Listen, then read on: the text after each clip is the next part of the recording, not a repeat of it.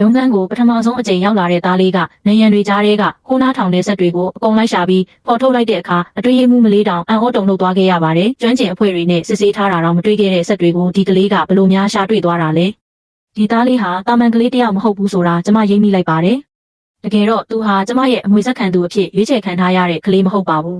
။ကျမကိုလုံးကြံဖို့စ조사ခဲ့တဲ့ကားအစည်းတင်မှာအမွေဆက်ခံသူအဖြစ်ရွေးထားတဲ့ကလေးကထွက်ပြေးသွားခဲ့ပေမဲ့ဒီကောင်လေးကတော့သူ့ရဲ့ထူးဆန်းတဲ့စွမ်းအားနဲ့ကုန်ကားကြီးကိုရက်တန့်ပြီးကျမရဲ့အသက်ကိုကယ်တင်ခဲ့တာပါသူလိုချင်တာကတော့သူပျက်စီးသွားတဲ့ချိုချင်လေးတစ်လုံးစာပဲလေကျမကသူ့ကိုချိုချင်တွေအများကြီးကျွေးမယ်ဆိုပြီးအိမ်ကိုခေါ်လာခဲ့ပါတယ်ဒါပေမဲ့အိမ်ရောက်တာနဲ့သူကရှေးဟောင်းဝိုးတွေကိုရိုက်ခွဲပစ်တော့တာပါပဲအစားကတော့ကလေးဆိုးလေးလို့ထင်ခဲ့ပေမဲ့တကယ်တမ်းမှာတော့အဲ့ဒီအိုးတွေထဲမှာကျမကိုတေးစေနိုင်တဲ့အစိတ်တွေကိုရန်သူတွေကဖုံးကွယ်ထားခဲ့တာပါ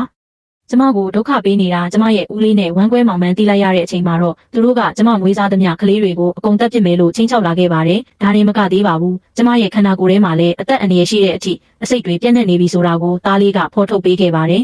။ကျမတည်တော့မယ်လို့ထင်ပြီးပိုင်ဆိုင်မှုအားလုံးကိုသားလေးစီလွှဲပေးဖို့တည်တန်းစာရေးလိုက်ပါတယ်။ဒါကိုသိသွားတဲ့ဦးလေးဖြစ်သူကကုမ္ပဏီစည်းဝေးမှာရှယ်ယာတွေအကုန်လွှဲပေးဖို့ကျမကိုအတင်းကျပ်လက်မှတ်ထိုးခိုင်းပါတော့တယ်။ကျမလက်မှတ်ထိုးခံပြီးအရေးကြီးတဲ့အချိန်မှာပဲမမျှော်လင့်ပဲချိုချင်တန်လေးတွေဟာများတွေလိုမျိုးအခန်းထဲကိုတရက်ဆက်ပြေးဝင်လာပါတော့တယ်